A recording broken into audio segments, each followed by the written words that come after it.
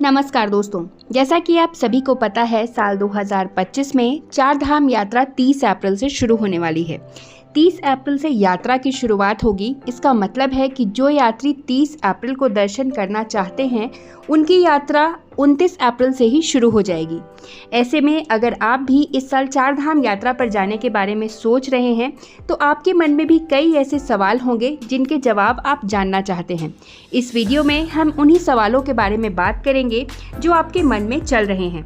अगर हमने ऐसा कोई सवाल रह गया है जो इस वीडियो में कवर नहीं किया है तो आप कमेंट करके हमसे पूछ सकते हैं। हम जल्दी से जल्दी आपके सवालों के जवाब देने की कोशिश करेंगे। तो दोस्तों, सबसे पहला सवाल है, क्या चार धाम यात्रा बुजुर्गों के लिए उपयुक्त है? तो दोस्तों, इसका जवाब ये है कि यद्यपि चार धाम यात्रा शारीरिक रूप से कठिन होती है, लेकिन बुजुर्ग लोग उचित योजना, सहायता और चिकित्सा देखरेख के साथ तीर्थ यात्रा कर सकते हैं। क्या मार्ग पर चिकित्सा सुविधाएं उपलब्ध होंगी? तो दोस्तों, यात्रा मार्ग पर विभिन्न स्थानों पर बुनियादी चिकित्सा सुविधा उपलब्ध होती है, लेकिन तीर्थ यात्रियों को ये सलाह दी जाती है कि वो अपनी बेसिक दवाइयाँ अपने साथ रखें और यात्रा शुरू होने से पहले डॉक्टर से कंसल्ट ज़रूर करें, क्योंकि चार धाम यात्रा में आपको अगर अचानक कभी किसी मेडिसिन की ज़रूरत पड़ गई तो इस बात की कोई गारंटी नहीं है कि आप उस समय जहाँ पर रुके आपको आसपास ही दवा की दुकान मिल जाए। क्या सर्दियों के महीनों में चार धाम यात्रा की जा सकती है? सर्दियों के महीनों में भारी बर्फबारी के कारण चार धाम स्थल आमतौर पर दुर्गम होते हैं और मंदिर भी बंद रहते हैं। इस दौरान यात्रा करना उचित नहीं होता है। क्या मैं चार धाम यात्रा अकेले कर सकता हूँ? जी हाँ, अकेला यात्री चार धाम यात्रा पर जा सकता है, लेकिन सुरक्षा और सहायता के लिए किसी समूह में शामिल होने या स्थानीय गाइड को काम पर रखने की सलाह दी जाती है, खासकर दूर दराज के इलाकों में। क्या चार धाम स्थलों पर फोटोग्राफी पर कोई प्रतिबंध है? वैसे तो आमतौर पर फोटोग्राफी की अनुमति होती है, लेकिन मंदिरों के अंदर या समारोहों के दौरान इस पर प्रतिबंध हो सकते हैं। स्थानीय रीति रिवाजों का सम्मान करना चाहिए और ज़रूरत पड़ने पर आपको अनुमति लेकर ही फोटोग्राफी करनी चाहिए। यात्रा के दौरान आपातकालीन स्थिति में मुझे क्या करना चाहिए? स्थानीय अधिकारियों, चिकित्सा सुविधाओं या साथी यात्रियों से सहायता लें। आपातकालीन संपर्कों के साथ चार्ज किया हुआ मोबाइल फ़ोन साथ में रखें। आपको कुछ इम्पॉर्टेंट नंबर्स अपने मोबाइल में सेव करके रखना चाहिए जो कि इमरजेंसी सिचुएशन में आपके काम आ सकती हैं। क्या चार धाम स्थलों पर जाने के लिए कपड़ों के बारे में कोई विशेष दिशा निर्देश है? तो दोस्तों, शालीनता और सम्मान पूर्वक कपड़े पहने, खासकर मंदिरों में। स्थानीय धार्मिक भावनाओं का सम्मान करते हुए खुले कपड़े पहनने से आपको बचना चाहिए। चार धाम यात्रा के दौरान क्या चुनौतियां सामने आ सकती हैं? इस यात्रा में ऊबड़ खाबड़ और पहाड़ी इलाकों से होकर यात्रा करनी पड़ती है, जो शारीरिक रूप से कष्टदायी होता है, विशेषकर बुजुर्ग तीर्थयात्रियों के लिए। उत्तराखंड में भारी वर्षा, लैंडस्लाइड और बर्फबारी सहित अप्रत्याशित मौसम का सामना करना पड़ता है, जो यात्रा योजनाओं को बाधित कर सकता है और तीर्थयात्रियों की सुरक्षा के लिए खतरा भी पैदा कर सकता है। उत्तराखंड में मौसम में कभी भी आपको बदलाव देखने को मिल सकता है, तो इसका मतलब ये है कि जिस डेट में जिस धाम की प्लानिंग आपने की है, हो सकता है आपकी यात्रा उस प्लान के अनुसार ना चले। चार धाम स्थलों के दूरस्थ स्थान बुनियादी ढांचे के मामले में चुनौतियां पेश करते हैं, जिनमें सड़क संपर्क, आवास सुविधाएं और चिकित्सा सेवाएं भी शामिल हैं। कुछ तीर्थयात्रियों को चार धाम स्थलों की अधिक ऊंचाई के कारण ऊंचाई संबंधी बीमारी का अनुभव हो सकता है, जिसके लिए उन्हें उचित रूप से अनुकूलन करने तथा आवश्यक सावधानियां बरतने की आवश्यकता होती है। चार धाम यात्रा के डेट्स क्या क्या हैं? दोस्तों, हर साल चार धाम यात्रा की आरंभिक और अंतिम तिथियां अलग अलग होती हैं। इस साल यमुनोत्री और गंगोत्री मंदिर के कपाट 30 अप्रैल 2025 को खुल रहे हैं। साथ ही केदारनाथ मंदिर 2 मई 2025 को और बद्रीनाथ मंदिर 4 मई 2025 को खुलने वाला है। क्या जुलाई अगस्त के महीने में चार धाम यात्रा पर जाना सही रहता है? तो दोस्तों, मानसून के मौसम में उत्तराखंड में भारी बारिश होती है, जिससे लैंडस्लाइड और सड़कें बंद हो जाती हैं। सुरक्षा चिंताओं के कारण तीर्थयात्रियों को इस समय यात्रा करने से बचने की ही सलाह दी जाती है। चार धाम यात्रा पर आखिर क्यों जाएं?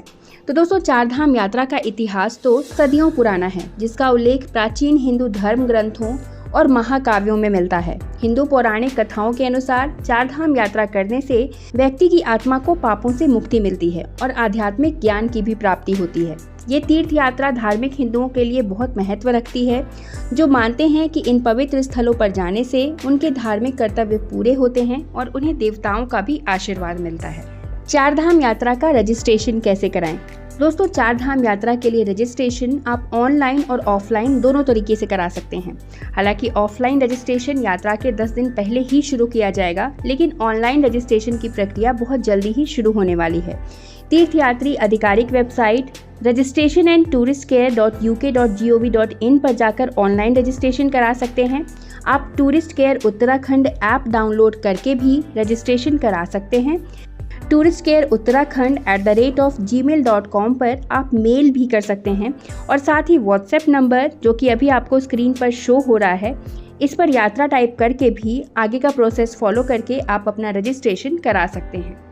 इसके अलावा उत्तराखंड सरकार ने यात्रा रजिस्ट्रेशन के लिए ये नंबर भी जारी किए हैं, जिस पर फ़ोन करके आप रजिस्ट्रेशन करवा सकते हैं। चार धाम यात्रा पर जाने के लिए व्यक्ति की आयु सीमा क्या है? तो दोस्तों, चार धाम यात्रा पर बहुत ज़्यादा छोटे बच्चों और काफ़ी एजेड लोगों का जाना वैसे तो रिस्की हो सकता है, लेकिन अगर आप शारीरिक रूप से फिट हैं तो फिर आप चार धाम यात्रा पर जाने का प्लान बना सकते हैं।